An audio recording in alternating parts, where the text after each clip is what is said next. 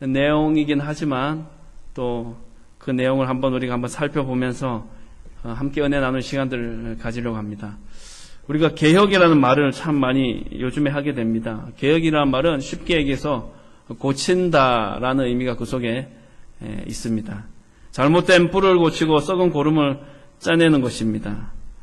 못되기 위해서 고치는 것이 아니라 잘되기 위해서 고치는 것이 바로 이 개혁인 것입니다. 요즘에 개혁이라는 말이 참 많이 유용합니다.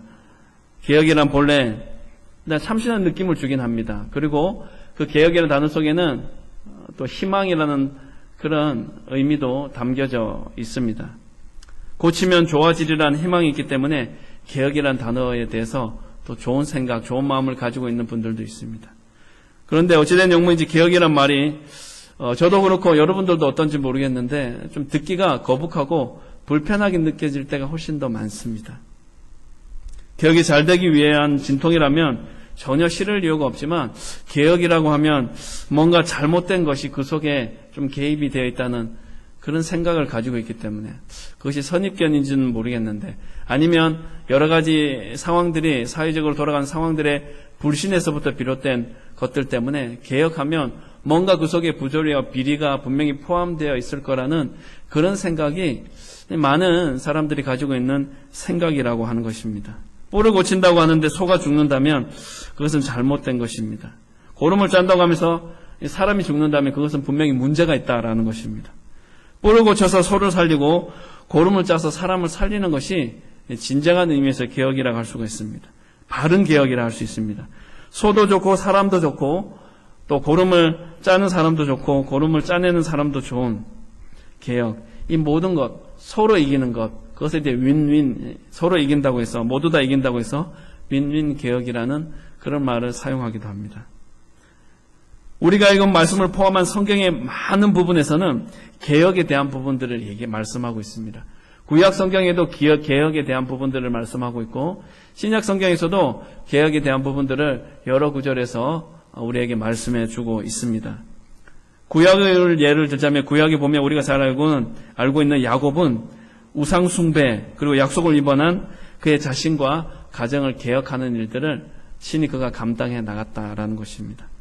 오늘 본문에서 언급되고 있지만 요시야가 당시 부패한 종교계, 정치계를 개혁하는 일들에 아주 힘을 썼다, 최선을 다했다, 또 그렇게 믿음 가운데 바로 서기를 위해서 힘쓰고 애썼다라는 부분들 오늘 본문을 포함한 역대하 오늘 본문 34장을 포함한 34, 35, 36장에 나와 있는 요시야의 개혁과 관련된 내용이라 할 수 있습니다. 신약 성경에도 바로 예수님을 통해서 말씀하는 개혁의 모습이 있습니다. 우리가 잘 아는 새 포도주는 새 부대에 넣어야 한다는 것. 그리고 바울은 마음을 새롭게 함으로 우리가 변화를 받으라라는 말씀을 하기도 하는 것입니다. 사람은 전적으로 타락한 존재이기 때문에 부도덕할 수밖에 없고 부패할 수밖에 없고 나태할 수밖에 없고 우상 숭배 등으로 본질 대신 하나님을 붙들지 못하고 비본질적인 것들에 하나님과의 관계를 단절시키고 멀어지게 하는 것들에 마음과 생각과 말과 행동들이 끌리는 것은 너무나 당연하다라는 것입니다. 그래서 끊임없는 개혁이 이루어져야 한다는 것입니다. 그냥 필요에 따라 언제까지만 우리가 개혁을 합시다. 이 정도 수준만 되면 이 아니라 지속적으로 발전적인 모습으로 개혁되는 모습이 있어져야 한다는 것입니다. 참된 개혁은 개혁의 주체와 객체가 순간순간마다 개혁이 되는 것입니다. 일순간이 끝나는 것이 아니라 지속적으로 계속해서 그렇게 개혁이 되는 것입니다. 개혁의 주체로서 개혁의 객체만 개혁하겠다고 주체가 되는 사람들만 그렇게 개혁하겠다라고 얘기하고 객체가 되는 다수의 사람들이 변화될 것에 대해서만 생각하고 그렇게 노력을 한다면 정작 변화되어야 할 지도자들, 주체들은 오히려 변화되지 못하고 오히려 이상한 전통과 또 관습의 틀에 빠져버리고 만다라는 것입니다. 개혁의 주체와 개혁의 객체가 자기의 개혁과 자기의 개혁뿐만 아니라 다른 사람의 개혁에 대한 부분들을 동시에 진행해 나갈 때 참된 변화, 개혁이 일어날 수가 있는 것입니다. 나는 달라지지 않고 변화되지 않았으면서 상대방에게만 이러니까 이런 이유 때문에 이런 상황과 이런 형편 때문에 이런 흐름 때문에 당신은 또 여러분들은 변화되어져야 됩니다. 달라져야 됩니다. 개혁되어져야 됩니다. 라고 얘기하는 것은 밑빠진 독에 물 붓기와도 같은 것이라는 것입니다. 주체뿐만 아니라 객체까지 함께 변화되기를 힘쓰는 자의 모습에 섰을 때 진정한 개혁이 일어날 수가 있게 되는 것입니다. 서로가 안정, 안보, 경제, 단결, 평화 그런 부분들 앞에 말씀드렸던 이런 부분들에 대해서 신경을 쓰고 또 애를 쓰고 노력할 때 진정한 개혁이 일어날 수 있는 것입니다. 서로 이기기 위해서 개혁하는 것이 아니라 저 사람보다 내가 더 훨씬 더 개혁을 잘했다. 저 사람보다 내가 일을 더 훨씬 잘 처리해 내었다. 이것은 별로 의미가 없다라는 것입니다. 오늘 본문의 말씀으로 들어가서 오늘 본문의 말씀은 우리에게 말씀하고 있는 제목을 통해서도 말씀하고 있지만 개혁의 가장 기초가 되는 것은 바로 우리의 치밀한 노력과 계획이 아니라 바로 말씀으로부터 시작되어야 하고 시작된다라는 것을 기본적으로 전제하고 그렇게 말씀하고 있다라는 것입니다. 그에는 말씀이 우리의 현주소를 보게 하고 나아갈 방향을 알려주기 때문에 내가 지금 어디 있지? 나는 누구이고 나는 지금 어디에 있고 어떤 방향으로 나아가고 있는지에 대해서 방송 매체들이나 여러 기업들에서 광고하는 것들을 보면 희망과 여러 가지 방향성들을 제시하지만 그것은 그 공동체의 명목으로 그 기업의 또 어떤 그 특정한 개인의 지도자의 그런 생각과 마음을 대변하는 경우가 사실은 많이 있습니다. 공동체를 위하는 것 같지만 결국은 뒤돌아보고 정리해보면 그 기업과 또 그 지도자의 그런 개인적인 생각과 계획이 그 속에 많이 담겨져 있음을 살펴보게 되는 것입니다. 오늘 본문에 나오는 요시야의 종교개혁은 중단 없이 계속되었다는 것입니다. 개혁을 하고 나서 그래 이 정도면 됐어 라는 것으로 끝난 것이 아니라 계속해서 개혁이 되었다는 것입니다. 그는 20살에 개혁을 시작했습니다. 그리고 26살 6년이 지난 뒤에도 계속해서 6년 동안 개혁을 계속했습니다. 그리고 6년 정도만 하고 끝난 것이 아니라 잘했다. 이 정도면 됐지 뭐. 내가 이 나이에 내가 이 정도 했으면 왕으로서 할 만큼은 한 거야. 이렇게 했으면 좋겠는데 계속 그는 개혁을 계속하게 됩니다. 그 폭도 넓고 그 강도도 약하지 않았습니다. 하지만 하나님이 보시기에는 그 요시야가 개혁한 것들이 그렇게 만족할 만한 것은 아니었다라는 것입니다. 여전히 요시야가 다스린 나라는 재앙을 받아 마땅한 상태였고 불의와 또 불순종이 팽배한 그런 시대였습니다. 왜 이런 일이 벌어졌을까요? 요시야의 개혁에는 개혁의 방향을 보여주는 그런 표대, 확실한 목표가 없었다라는 것입니다. 그리고 그 정도를 가늠해 줄 수 있는 어떤 명확한 기준이 없었다는 것입니다. 어떤 확실한 목표나 기준도 없이 그래 뭔지는 모르겠지만 개혁을 해야 되겠어. 열심히 한번 해봐야 되겠어. 인간적인 열심으로의 개혁만이 계속되었다라는 것입니다. 그런데 하나님은 그런 걸로는 안 된다라는 것입니다. 사람의 기대가 아니라 하나님의 기대와 수준을 보여주는 것이 우리가 알고 있는 이 율법이라는 것입니다. 잘못하면 이 율법의 틀에 갇혀서 우리가 헤어나지 못할 수도 있습니다. 그런데 우리가 이 율법을 잘 이해하고 또 잘 실천해 나가야지만 우리의 믿음과 신앙이 훨씬 더 성장하고 발전적인 모습으로 나아갈 수 있다라는 사실은 우리가 분명히 기억해야 할 것입니다. 요시야는 6년뿐만 아니라 그 이후에도 한 12년 합쳐서 18년 동안 율법 없이 통치를 했지만 이제 오늘 본문에 나오는 것처럼 율법이 발견되었다라는 그런 구절이 나오고 있습니다. 이제 그들은 새롭게 자신을 돌아보고 새로운 수준을 정하고 새로운 방향으로 나아갈 때가 되었다라는 것을 깨닫게 되었습니다. 요시야 왕을 비롯한 그를 따르는 많은 신하들과 백성들이 이제 그냥 인간적으로 계획하고 또 지도자의 그런 계획과 주도하에 이루어지는 개혁, 그것에는 한계가 있고 바로 율법을 통한, 즉 말씀을 통한 철저한 개혁의 시작이 이루어져야 한다라는 것을 깨닫게 됐습니다. 우리가 첫 번째로 살펴볼 것은 말씀을 발견하는 것입니다. 성전을 수리하기 위해서 모금한 헌금함에서 뜻밖에도 모금함에 얼마나 있는가 보려고 했는데 그 속에 율법책이 있는 것을 발견하게 됩니다. 하나님은 개혁의 날개를 달아주시기 위해 율법책이 발견되게 하셨을지도 모릅니다. 율법책을 발견했다는 것은 제사장 hil기야, 오늘 본문에 나오는 제사장 hil기야가 말하는 것처럼 뭔가 인간적으로 노력하고 최선을 다하려는 그런 열심과 노력보다는 하나님의 말씀에 기초해야 한다는 것에 대한 중요성을 알려주게 하기 위해서 또 이 hil기야를 통해서 율법책을 발견하게 했습니다. 그리고 이 요시야 왕은 율법책의 내용을 듣자마자 오늘 본문에 나왔지만 그의 옷을 찢으면서 참회하게 됩니다. 예전에는 그냥 자신의 의지와 자신의 강한 믿음과 신뢰, 신념만을 가지고 개혁을 하기에 힘썼다면 이걸로는 부족하구나, 이걸로는 안 되는구나. 하나님이 원하시는 차원의 진정한 개혁은 스스로 내가 율법 안에서, 내가 말씀 안에서 내가 스스로 내 옷을 찢어가면서 내 가슴을 마음속에 있는 모든 문제와 어려움들과 아픔들을 그렇게 깨끗하게 정리하는 과정을 거치지 않고는 진정한 개혁은 일어날 수 없다라는 것을 이 요시야 왕은 비로소 깨닫게 되었다라는 것을 보여주고 있는 대목이라고 할 수 있습니다. 율법에 비추어보니 자신은 물론이고 나라 전체가 하나님이 말씀하신 축복, 복의 통로로서의 삶을 산 것이 아니라 저주를 받은 사람과 같은 모습에 또 그런 방향으로 나아가고 있는 모습을 보게 됐습니다. 즉 다시 말해서 세상적인 눈으로만 보았던 그의 시야가 이제 영적인 시야까지 가질 수 있게 되었다라는 것입니다. 말씀 앞에 서야 내가 누구인지, 내가 어떤 상태인지 알 수가 있는 것이구나. 그래서 헌금함 속에 그렇게 율법책을 발견하게 하시고 그것을 통해서 바로 바른 믿음을, 바른 신앙을 또 바르게 개혁할 수 있는 마음을 허락하셨구나 라는 것을 이 요시야 왕과 그의 모든 신하들이 깨달아 알게 되었다라는 것입니다.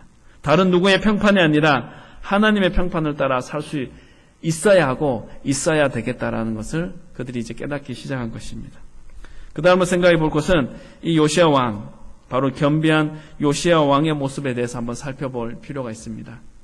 오늘 본문에 보면 요시야는 여선지자 훌다에게 hil기야 제사장을 보냅니다. 그리고 그 율법책에 비추어 볼 때 그 자신이 다스리는 땅과 자신이 하나님 앞에서 앞으로 어떤 운명에 처하게 될지를 이제 볼 수 있게 됩니다.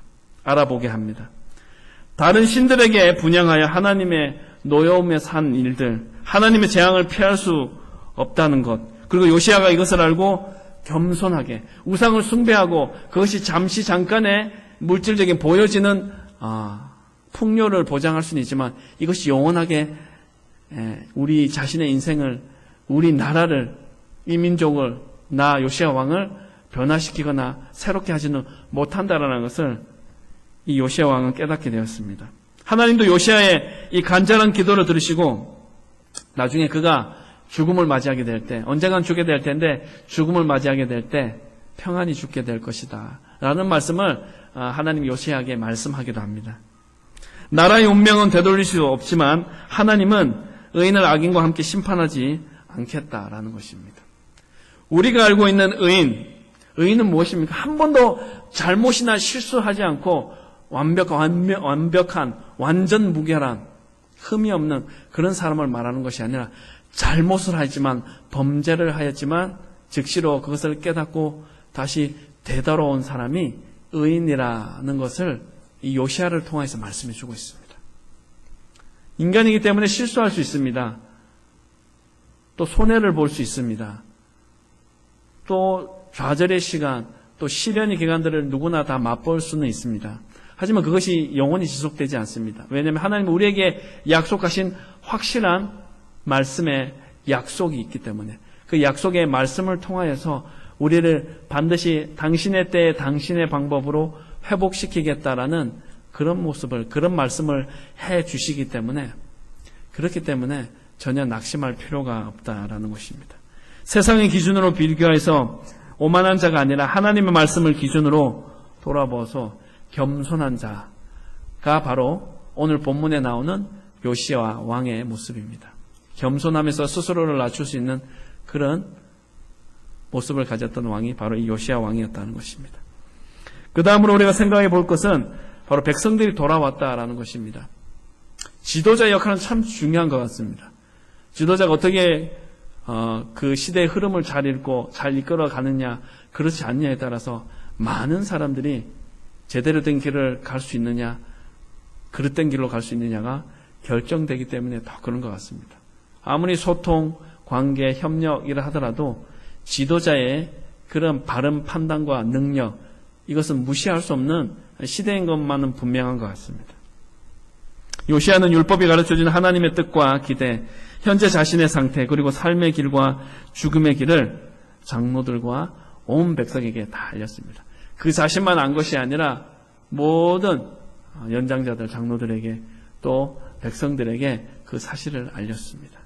그래서 다시 언약을 갱신하고 마음을 다하고 목숨을 다하여서 여호와 하나님 앞에 순종하는 것만이 우리가 우리의 지금의 인생에서, 지금 우리의 모습에서 더 나아질 수 있는 가장 확실한 방법이고, 우리의 자녀손들이 확실하게 믿음 가운데 바로 설 수 있고 승리하는 삶을 살 수 있는 보증수표가 되는 것이 바로 말씀을 지켜 순종하고 그 말씀을 떠나지 않는, 말씀을 바탕으로 한 개혁된 삶을 살아가는 것이다 라는 것을 말씀하고 있는 것입니다.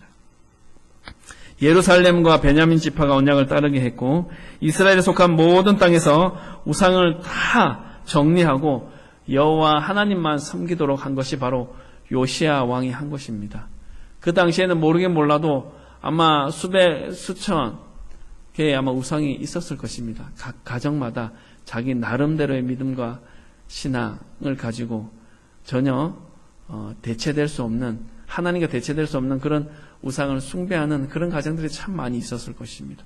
그 모든 가정들의 우상들을 다 정리하게 하고 깨어라, 정신 차려야 한다. 우리가 지금 바로 정신 차리지 않으면 앞으로 더 힘들어지고, 아니 완전히 우리의 믿음과 우리의 신앙, 우리뿐만 아니라 우리의 자녀손까지 아마 흑암과 같은 그런 어두운 미래의 모습을 얻게 될지도 모를 것이다 라는 것들을 그들이 알았기 때문에, 그리고 요시야 왕이 그것들에 대해서 강력하게 말씀을 통해서 깨닫게 하였기 때문에 백성들은 그들의 모든 우상들을 정리하고 말씀 가운데 바로 서기를 더욱 힘썼다라는 것입니다. 자신이 왕으로 있는 동안에 이 요시야 왕은 백성들이 여호와께 복종하고 떠나지 않도록 끝까지 붙들었습니다. 어떻게 하면 말씀 안에 바로 설 수 있게 할지, 어떻게 하면 말씀을 잘 먹여서 하나님을 경외하고 하나님만을 의지하는 삶을 살 수 있게 할까, 이런 것에 대한 고민과 생각들로 대부분의 시간들을 이 요시야 왕은 그런 고민을 하며 그런 아주 아름다운 믿음의 모습들을 그렇게 간직하며 경험하며 누리고자 힘쓰며 그렇게 말씀을 가르쳤다라는 것입니다. 다 잘하고 있는데 말씀이 없으면 아무 소용이 없습니다. 말씀의 홍수의 시대에 살고 있다, 이런 말씀을 이전에도 한번 말씀을 나누면서 말씀을 드렸는데, 많은 말씀을 듣지만 그 많은 말씀, 나에게 꼭 맞는 말씀을 찾을 것이 아니라 어떤 말씀을 듣더라도 그것들을 내 삶의 자리 가운데 어떻게 적용시키고 그 말씀이 나에게 어떻게 살아있는 말씀으로 나의 삶의 자리 가운데 나타날 수 있을 것인지에 대한 고민을 하는 것이 우리의 삶의 자리 가운데 훨씬 더 많아져야 되고, 그런 것들을 두고 기도하고 그런 것들을 가지고 씨름하는 우리의 노력들이 분명히 있어져야 하는 것입니다. 다른 사람들이 보기에 참 열심히 신앙생활 하는구나, 이런 말을 들음으로 그것으로 안주하고 만족하는 삶이 아니라 하나님 앞에서 내가 바로 서고 제대로 된 길을 걸어가고 있는지에 대한 하나님 앞에서의 나의 모습들을 점검하는 노력과 열심과 결단과 의지가 우리의 삶의 자리 가운데 있어져야 한다라는 것입니다. 우리 조국교회는 어떨까요? 하나님의 말씀이 있는 그대로 드러나고 선포될 때 참다운 변화가 일어날 수가 있는 것입니다. 말씀과 기도, 본질을 제외하고 그것들에 소홀하고 우리가 바른 개혁, 우리가 믿음 가운데 바로 설 수 있을 거라고 아무도 자신할 수 없습니다. 아니, 그렇게 될 수도 없는 것입니다. 얼마 전에 신문에 재미있는 글이 실렸습니다. 부동산 투자에 관한 그런 글이었는데, 제목이 망하는 길 10가지라는 그런 제목이 글이 실렸습니다. 여러 가지가 있는데 그 중에 첫 번째가, 망하려면 전문가나 컨설팅 업체의 말을 100% 믿는다. 그러면 망한다. 반드시 망한다는 것입니다. 거기에는 어떤 한 가지 이런 예가 실려져 있었습니다. 투자론을 강의하는 유명 대학 K 교수, 그의 강의는 늘 인기가 있었습니다. 사람을 몰고 다닐 정도입니다. 그런 그가 한 초청 강연장에서 그 잘하던 강의를 망친 적이 있습니다. 왜냐하면 자신이 새들어 살고 있는 집주인이 청중 속에 앉아있는 것을 보았기 때문입니다. 아무리 명강의를 하더라도 이론적으로 탁월하더라도 어떻습니까? 삶의 현실적인 문제 앞에서는 그 전문가도 도저히 어떻게 해볼 방법이 없다라는 것입니다. 이론적으로는 이렇게 하면 된다라고 누구나 얘기할 수 있습니다. 말씀에 이렇게 나와 있고 또 어떤 경험적인 예를 들어서 이렇게 하면 된다라고 이렇게 나처럼 이렇게 하면 한번 해보라고 해보면 뭐 답이 나오고 길이 생긴다라고 하지만 경험적인 부분들이 우리에게 필요하고 중요하긴 하지만 그 경험이 말씀에 본질되는 말씀을 넘어서거나 그것들을 간과해서는 안 된다라는 것입니다. 말씀을 기초로 한 그런 경험, 그런 노력, 열심히 선행될 때 그것이 훨씬 더 우리의 삶의 자리 가운데 우리의 신앙을 바르게 개혁할 수 있는 길이요 통로가 될 수가 있다라는 것입니다. 프란시스 셰퍼라는 분은 그의 책에서 그러면 우리는 어떻게 살 것인가 라는 그의 책에서 이렇게 말씀했습니다. 우리는 하나님의 말씀으로 돌아가야 합니다. 라는 말을 남겼다고 했습니다. 다른 여러 가지가 다 있지만 우리가 결국은 제가 여러분들이 드리고 싶은 말은 바로 우리 모두는 하나님의 말씀으로 돌아가야 하는 것입니다. 라고 그의 글에서 이런 말을 남겼다고 합니다. 오늘날 우리에게 필요한 것은 단순히 인간적인 지식이 아닙니다. 어떤 얄팍한 술수나 꾀가 아닙니다. 우리를 향하신 거룩하신 하나님의 섭리와 뜻을 아는 지혜. 하나님의 섭리, 하나님의 뜻을 금방 단번에 쉽게 알 수 있으면 참 좋겠지만 알다가도 모를 것이 하나님의 섭리요. 또 도저히 모르겠는 것이 그중에 더 모르겠는 것이 하나님의 때. 하나님의 때 하나님의 방법으로 역사하고 응답하여 주시옵소서. 우리가 그렇게 기도는 하는데 과연 그 하나님 때가 언제인지 그 때가 좀 빨리 왔으면 좋겠는데 그 때가 내가 원하고 바라는 때와 좀 맞아떨어졌으면 좋겠는데 이런 생각들이 들 때가 참 많이 있습니다. 여러 가지 생각들이 교차하기도 합니다. 초대교회가 타락의 모습을 보이기 시작했을 때 초대교회는 복음을 전파하고 오순절 마가의 다락방과 같은 그런 놀라운 성령의 역사가 있었는데 그들에게도 타락의 순간들이 있었습니다. 초대교회가 타락의 모습을 보이기 시작했을 때 사막으로 나아갔던 사막의 교부들 이 중심으로 하나님의 말씀을 새롭게 깨닫는 운동이 있었습니다. 뭔가 부패하고 충만하다가 강력한 성령의 역사와 임재 이후에는 반대로 극심한 영적인 침체와 어려움들과 또 여러 가지 감당할 수 없는 어려움의 시기가 분명히 올 수밖에 없다라는 것입니다. 그랬을 때 깨어있는 지도자들이 했던 것은 결국은 말씀의 줄을 붙잡았다는 것입니다. 말씀을 붙잡고 말씀 안에서 바로 서기를 힘썼을 때 새롭게 변화되어진 역사가 그 가운데서 회복되어지는 다시 일어설 수 있는 힘을 얻게 될 수 있었다라는 것입니다. 중세교회가 교권주의에 매여서 하나님의 뜻을 거역할 때 종교개혁자들은 말씀에 대해서 우리가 다시 말씀으로 돌아가자. 말씀에 대해서 새롭게 연구하기 시작했고 그 말씀 속에서 성경에서 어떻게 개혁해야 할지 개혁의 불길을 발견했습니다. 찾았습니다. 오늘날 우리가 말씀을 바로 알고 바로 깨닫고 그 말씀을 따라 살기를 결단하게 될 때 바로 하나님이 우리 한 사람 한 사람을 당신이 원하는 그런 모습으로 바꾸어 가신다라는 것입니다. 그리고 우리를 온전하게 만들어 가신다라는 것입니다. 말씀을 정리하겠습니다. 요시야의 개혁에 박차를 가하게 만든 것은 율법책의 발견입니다. 하나님의 말씀을 발견하면서부터 변화의 물결이 일어나게 된 것입니다. 그것은 개혁의 정당성을 부여하고 개혁의 가장 기초가 되었습니다. 그리고 모든 개혁의 진정한 근거가 바로 하나님의 말씀이어야 한다라는 것을 우리에게 말씀해 주고 있다라는 것입니다.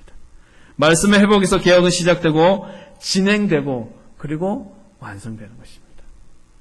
말씀 없는 비판은 공허하고 말씀 없는 사랑도 무익하다라는 것입니다. 사람이 아니라 말씀이 변화를 주도하게 해야 하는 것입니다. 주님, 내가 변화되게 하여 주시옵소서라는 기도도 필요하지만, 주님, 말씀 안에서 내가 진정 변화되어진 삶을 살게 하여 주시옵소서라는 기도도 우리에게 중요하고 필요한 기도의 제목이라는 것입니다.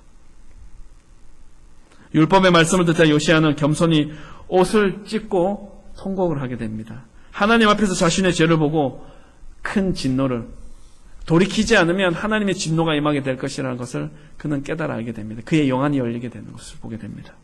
하지만 하나님은 선지자 홀다를 통해서 그의 진심 어린 회개를 받으시고 마땅히 임해야 할 하나님의 진노를, 이 요시야의 옷을 찢으며 간절히 회개하는 모습을 보고 그것을 연기하시는 것들을 오늘 우리가 읽은 말씀을 통해서도 살펴볼 수가 있습니다.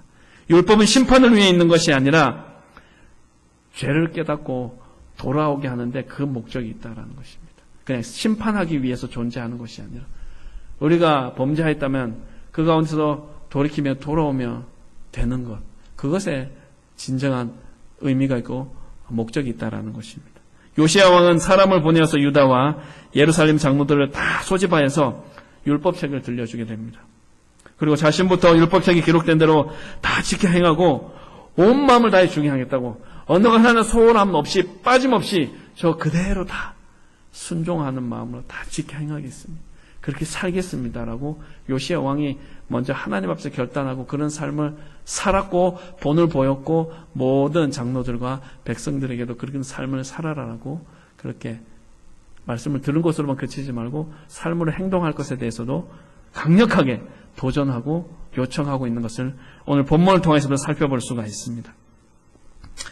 오늘 이 요시야 왕을 통해서 우리는 지도자는 명령하는 자가 아니라 몸소 보여주는 자가 되어야 합니다. 사실 지도자가 제일 되지 않는 것이 앞에서 어떻게 해 나가야 한다고 방향을 제시하고 또 어떤 계획을, 전략을 세워서 그렇게 나가야 한다라고 큰 그림, 밑그림을 그려줄 수는 있습니다. 하지만 가장 힘든 것은 직접 그것들을 말한 그 지도자가 이 실천에 옮기는 것이 가장 힘들고 어려운 부분이고 또 문제가 될 수도 있는 것입니다. 어찌되었던 지도자는 명령하는 자가 아니라 몸소 보여줄 때 그 능력과 그 개혁의 역사는 더 강력해지고 확실해질 수가 있다라는 것입니다. 자신이 전하는 말이 진정으로 자신에게 먼저 진리임을 삶 가운데 증명할 수 있어야 한다라는 것입니다. 또한 우리들도 세상의 말이 아니라 주님의 말씀을 듣고 그 의미를 올바로 깨닫고 실천하는 삶을 살아갈 수 있어야 하는 것입니다. 코끼리는 우둔해 보이지만 그가 살기 위한 그의 지혜는 우리에게 놀라움을 제공하기도 합니다. 이 코끼리는 더울 때 그가 가지고 있는 큰 귀로 부채질을 하거나 또 목욕을 하여서 더위를 이겨냅니다. 또는 침을 잔뜩 괴었다가 코로 이렇게 들이마신 후에 몸에 뿌리는 식으로 그렇게 아주 더울 때는 더위를 그렇게 피한다라고 합니다. 물론 이 방법은 근처에 개울이나 연못이 없을 때 쓰는 비상수단입니다. 최후의 수단이라는 것입니다. 햇볕을 피해 나무 그늘을 찾아서 없으면 그것이 생길 때까지 몇 시간이고 꼼짝하지도 않고 서 있을 때도 있기도 하는 그 동물이 바로 이 코끼리라는 것입니다. 이 코끼리 지혜는 음식을 섭취할 때도 나타납니다. 코끼리는 자신의 이빨을 튼튼하게 하기 위해서 대나무를 즐겨 먹는다고 합니다. 코끼리는 단단하고 질긴 통대나무를 이렇게 막 으깬 다음에 코로 말아 올려서 먹기도 하고 그냥 입으로 그냥 입에 바로 넣어서 우지직 그렇게 씹어 먹기도 하면서 부족하기 쉬운 영양소를 그렇게 스스로 공급을 받는다라고 합니다. 또한 아프리카의 건조한 초원지대에 코끼리는 죽어있는 그런 동물의 뼈를 먹는다고 합니다. 그 뼈를 먹으면서 자신에게 부족한 그 칼슘을 보충하기도 한다고 합니다. 그들은 보통 하루에 무려 300kg 정도의 그런 먹이를 먹는다고 합니다. 그리고 자신의 몸에 꼭 필요한 영양분을 찾아서 섭취한다고 합니다. 마찬가지로 우리 그리스도인의 삶도 마찬가지입니다. 우리의 영적인 건강도 무슨 음식을 섭취하는가와 직결된다라고 그렇게 말씀드릴 수가 있겠습니다. 물론 하나님의 형상으로 지음받은 인간은 당연히 하나님의 말씀을 섭취해야 되는 것은 당연한 것입니다. 그러나 어리석은 이는 편식에 길들여져 있습니다. 어린아이가 밥상에서 편식을 하듯이 말씀에 대한 편식을 하는 것, 이거 우리가 철저히 경계해야 하는 모습이라는 것입니다. 귀에 거슬리는 설계는 방음막을 치고 좀 까다롭거나 부담스러운 말씀에는 그냥 건너뛰는 그런 경우가 많이 있다는 것입니다. 그러나 우리는 반드시 깨달아야 합니다. 코끼리가 달콤한 야자 열매만 찾아서 그가 먹기에 좋고 편하고 달콤한 그런 열매만 섭취하지는 않는다라는 것을. 코끼리는 칼슘을 보충하기 위해서 억센 대나무를 씹기도 하고 죽은 동물의 뼈도 먹기도 하면서 그의 몸에 필요한 영양분을 공급하는 것처럼 우리의 삶의 자리 가운데도 말씀을 대하는 우리의 자세도 그래야 하는 것입니다. 나를 불편하게 하고 나를 힘들게 하고 나를 마치 죄인으로 몰아가는 것 같은 그런 말씀을 내가 듣는다 할지라도 그것 때문에 내가 얼굴을 붉히거나 힘들어하거나 어쩔 바를 몰라서 당황해하는 것이 아니라 오히려 그것을 나에게 내 믿음과 신앙이 자라날 수 있는 또 다른 통로라고 생각하고 타산지석으로 삼는 그런 믿음의 모습을 가지는 것이 우리에게 필요하다는 것입니다. 믿음의 여정을 하고 있는 오늘의 우리에게도 이러한 코끼리의 결단과 같은 모습이 우리의 삶의 자리 가운데도 이런 결단이 분명히 있어져야 한다는 것입니다. 사랑하는 여러분, 개혁은 그냥 되는 것이 아니라 바로 나 자신의 의지적인 결단과 말씀에 대한 전적인 사모함을 통해서 나의 의지적인 결단도 분명히 있어야 하고 말씀에 대한 그것에 한번 빠져 들어갈 수 있는 그것에 몰입되어지는 모습이 분명히 있어져야 한다는 것입니다. 이것이 잘 연결이 되어졌을 때 말씀과 나의 의지가 잘 연결돼서 비로소 우리의 삶의 모든 과정 가운데 풍성한 하나님의 은혜가 충만히 임하게 될 수 있다는 것입니다. 그리고 우리 자신의 나아갈 방향을 올바르게 걸어 나갈 수가 있는 것입니다. 오늘의 말씀이 좀 우리에게는 좀 어려운 말씀이 될 수도 있고 좀 불편한 말씀이 될 수도 있고 잘 이해가 되지 않는 말씀일 수도 있습니다. 제가 드리고자 하는 말씀은 바로 우리가 변화와 개혁에 대한 부분들을 얘기하기 전에 먼저 나 자신이 말씀에 대한 사모함, 편식을 하지 않고 어떤 말씀이라도 순종하며 그것들을 내 삶의 자리 가운데 잘 적용하기를 힘쓰고 애쓰는 삶을 지속적으로 잘 살아가고 있느냐, 그렇지 않느냐에 대한 스스로의 질문과 점검이 말씀을 듣는 시간과 삶의 자리와 기도하는 순간에도 계속 이어져야 한다는 것입니다. 이런 개혁을 통한 말씀 안에서의 바로 섬을 경험하고 우리의 믿음이 한 차원 더 성장하고 성숙한 단계까지 이룰 수 있는 귀하고 복된 삶을 사시길 주님의 이름으로 부탁을 드립니다. 기도하겠습니다.